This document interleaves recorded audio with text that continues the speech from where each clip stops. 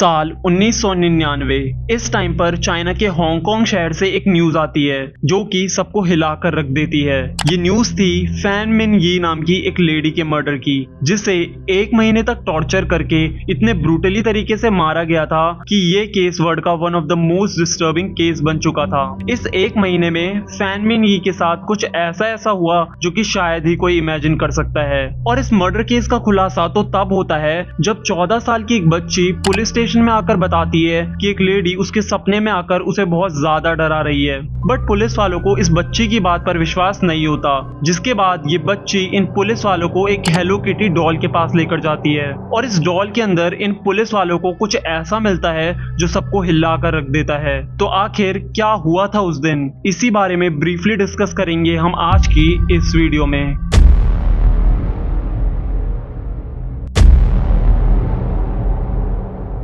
Fan मिन यी, जिसका जन्म साल 1976 में चाइना के शेंजन शहर में हुआ था। बचपन में ही फैन के पेरेंट्स ने उसे अकेला छोड़ दिया था, जिस वजह से वो एक गर्ल्स ऑर्फेनेज में पली बड़ी थी। जब फैन 15 साल की हुई तो ऑर्फेनेज की एज लिमिट की वजह से उसे वहां से भी निकाल दिया गया।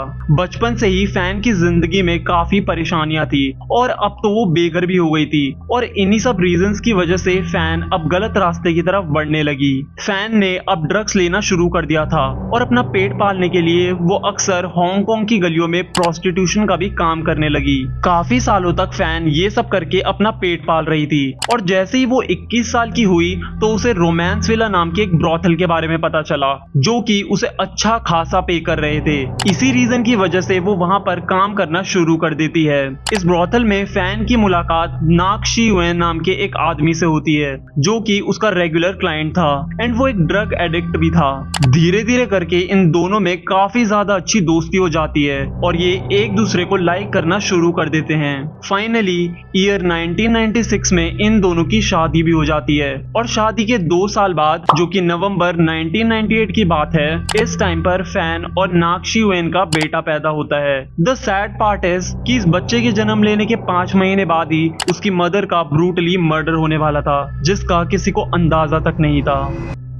फैन और नक्शी वान के शादी करने के बाद कुछ टाइम तक तो इन लोगों का रिलेशनशिप काफी सही चलता है, बट जब फैन प्रेग्नेंट होती है तो उसके बाद से इन दोनों के रिश्ते खराब होने लगते हैं। अपने बच्चे का पता लगने के बाद फैन चाहती थी कि वो अपनी लाइफ में अच्छे चेंजेस लाए ताकि उनका बच्चा एक अच्छी लाइफ जी सके और उसे वो सब फेस ना करना पड़े जो फैन ने अपने बचपन में किया था। इसी वजह से फैन अपने हस्बैंड को भी नशे और गंदी आदतें छोड़ने के लिए बोलने लगती है, जिसके चलते आए दिन इन दोनों लोगों के बीच में बहुत बहस होती थी। और फैन के नेबर्स के अकॉर्डिंग भी नक्शी वैन काफी अब्यूजिव हस्बैंड था। इनके नेबर्स का ये भी कहना था कि उन्हें इन लोगों के झगड़े की आवाज अक्सर आया करती थी और बच्चे के रोने और चीखने की भी। एक माँ अपने बच्चे के लिए हमेशा अच्छा ही सोचती है और अपने साथ इतना कुछ बुरा होने के बाद भी फैन ने हिम्मत नहीं हारी। जब उसका बेटा पैदा हुआ तो उसने ड्रग्स और प्रोस्टिट्यूशन की जॉब भी छोड़ दी, क्योंकि वो नहीं चाहती थी कि उसके बच्चे पर इन सब से कुछ नेगेटिव इफेक्ट पड़े। फैन इम्प्रेस कैरियोके नाम के एक नाइट क्लब में होस्टेस की जॉब करना शुरू कर देती है, क्योंकि वो ज्यादा पढ़ी लिखी हुई नहीं थी तो उसके लिए ये एक आइडियल जॉब थी। हालांकि वो इस जॉब से काफी कम पैसे कमा पाती थी और उसके लिए अपनी फैमिली को मैनेज करना भी बहुत मुश्किल हो रहा था, क्योंकि फैन का हस्बैंड अपने नशे की आदत को नहीं छोड़ रहा होता, जिस वजह से एट द एंड वो अपने हस्बैंड को भी छोड़ देती है। जब फैन अपनी एक नॉर्मल लाइफ जीना स्टार्ट ही कर रही होती है तभी उसकी जिंदगी में एक और बड़ा तूफान आता है जो सब कुछ बर्बाद कर देता है। चैन मैन लोक नाम का एक 33 साल का आदमी, जो कि वू शिंग वू ट्राइड का मेंबर था। ये एक ड्रग ट्रैफिकिंग, गैम्बलिंग और प्रोस्टिट्यूशन करने वाले लोगों का ग्रुप था। मिडिल स्कूल के टाइम से ही चैन का बिहेवियर काफी ज्यादा वायलेंट एंड डिस्टर्बिंग था। इवन उसे 1991 में ड्रग ट्रैफिकिंग के केस में पकड़ा भी गया था। चैन पहले उसी ब्रॉथल में अक्सर जाया करता था जहां फैन काम करती थी और वो उसका रेगुलर क्लाइंट भी था। जब चैन को पता चला कि फैन नाइट क्लब में जॉब करती है तो वो वहां उससे मिलने आया करता था। साल 1999 में जब चैन एक दिन नाइट क्लब में शराब पी रहा होता है तो वो ज्यादा नशे के चलते अपना वॉलेट वहीं भूल जाता है, जिसमें उस वक्त 4000 हांगकांग डॉलर थे। और जब फैन की नजर इस वॉलेट पर पड़ती है तो वो इसे चुरा लेती है, क्योंकि उसे अपने बच्चे के लिए पैसों की बहुत नीड थी। पर कुछ दिन बाद ही ये बात चैन को पता लग जाती है और वो फैन से अपने सारे पैसे लौटाने को बोलता है। बट इतना ही नहीं, वो उसे 10,000 हांगकांग डॉलर्स एक्स्ट्रा फी पे करने के लिए भी बोलता है। फैन उसके चोरी करे हुए 4000 हांगकांग डॉलर्स तो उसी वक्त रिटर्न कर देती है, बट वो एक्स्ट्रा फी करने के लिए चैन से थोड़ा टाइम मांगती है, क्योंकि जैसा कि आपको अभी तक पता चल ही गया होगा कि उसकी फाइनेंशियल कंडीशंस इतनी अच्छी नहीं थी और उसे अपने बेटे की देखभाल भी करनी थी। कहीं ना कहीं चैन को भी पता था कि फैन इतनी बड़ी अमाउंट उसे इजीली पे नहीं कर पाएगी, और इसी वजह से 17 मार्च 1999 को जब फैन अपनी जॉब खत्म करके वापस घर जा रही होती है तो चैन अपने दो फ्रेंड्स के साथ मिलकर उसे किडनैप कर लेता है। ये लोग फैन को किडनैप करके लाई यू स्टेट के एक फ्लैट में लेकर चले जाते हैं। एंड आप लोगों को सुनकर हैरानी होगी कि ये फ्लैट था 14 साल की एक लड़की लाओ मिंग फोंग का। एंड हाँ, ये बच्ची भी इन तीनों लोगों के साथ मिली हुई थी।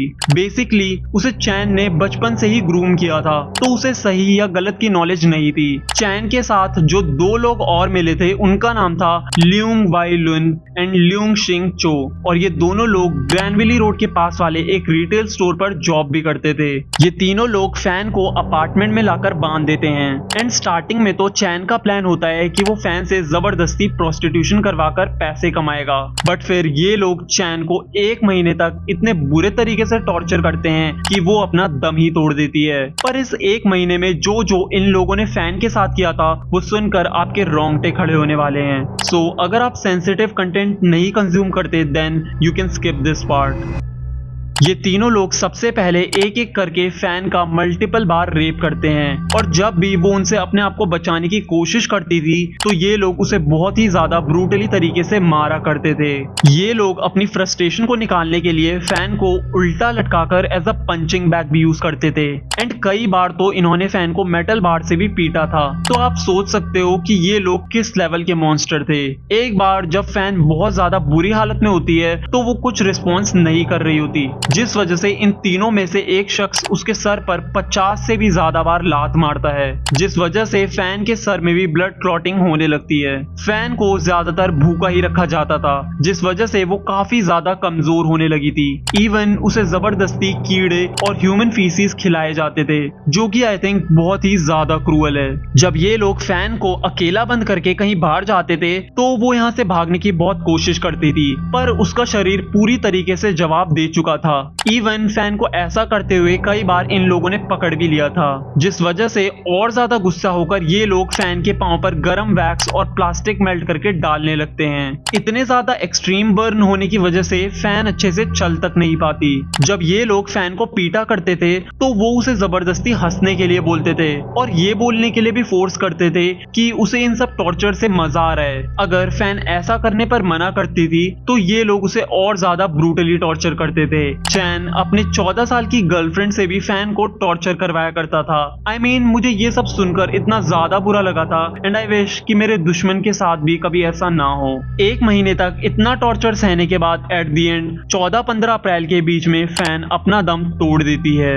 जब अगले दिन इन किडनैपर्स को ये बात पता चलती है तो वो जल्दी से फैन की बॉडी के छोटे छोटे टुकड़े करके उन्हें पकाने लगते हैं ताकि बॉडी की डिकम्पोजिंग स्मेल बाहर ना जाए। जिसके बाद ये तीनों लोग इन बॉडी पार्ट्स को अलग अलग जगह फेंक देते हैं। बस बचता है तो फैन का स्कल, जिसे ये लोग एक हेलो किटी मरमेड प्लश के अंदर डालकर सेल देते हैं। इतना सब कुछ होने के बाद भी पुलिस को इस बारे में कानो कान खबर नहीं लगती।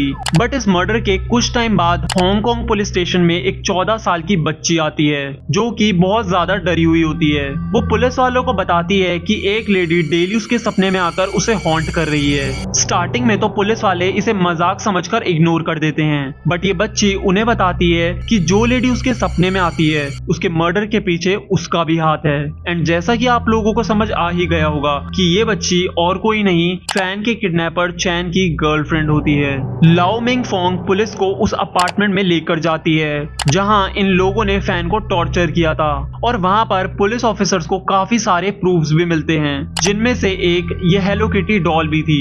ये सारे प्रूफ्स मिलने के बाद पुलिस एक एक करके उन तीनों लोगों को भी पकड़ लेती है। जब पुलिस चैन के अपार्टमेंट में उसे अरेस्ट करने पहुंचती है तो वो वहां अपनी वाइफ और न्यूबॉर्न बेबी के साथ होता है। स्टार्टिंग में तो पुलिस चैन की वाइफ को भी अरेस्ट कर लेती है बट उसके अगेंस्ट कोई प्रूफ ना मिलने की वजह से उसे छोड़ दिया जाता है। ल्यूंग वाई लुन जो कि इस केस में दूसरा सस्पेक्ट था वो भागकर मेनलैंड चाइना पर चला जाता है जिसके बाद पुलिस उसे इंटरपोल वांटेड लिस्ट में डाल देती है। 14 फरवरी 2000 को उसके पासपोर्ट में कुछ चेंजेस होने की वजह से उसे अरेस्ट कर लिया जाता है और वापस हांगकांग भेज दिया जाता है। एंड थर्ड सस्पेक्ट लियोंग शिंग चो को पुलिस हांगकांग में ही अरेस्ट कर लेती है। 7 दिसंबर 2000 इस दिन कोर्ट ट्रायल में इन तीनों लोगों को मैनस्लॉटर के लिए कन्विक्ट कर लिया जाता है और लाओ मिंग फोंग इन तीनों लोगों के अगेंस्ट टेस्टिफाई भी करती है जिस वजह से उसे इम्यूनिटी दे दी जाती है। बट गाइज वेट, अभी जो मैं बताने वाला हूँ वो सुनकर आपको और ज्यादा शॉक लगने वाला है। इन तीनों लोगों के इतने कुछ करने के बाद भी मार्च 2004 में लियोंग शिंग चो के अपील करने के बाद कोर्ट उसकी सजा कम कर देता है जो कि लाइफ टाइम से 18 साल कर दी जाती है और अप्रैल 2014 में उसे फ्री भी कर दिया जाता है। बट 8 साल बाद दोबारा से लियोंग शिंग चो को अरेस्ट कर लिया जाता है क्योंकि वो एक 10 साल की बच्ची को सेक्सुअली असॉल्ट करने की कोशिश कर रहा था जिसके लिए उसे बस 12 मंथ्स की सजा सुनाई जाती है।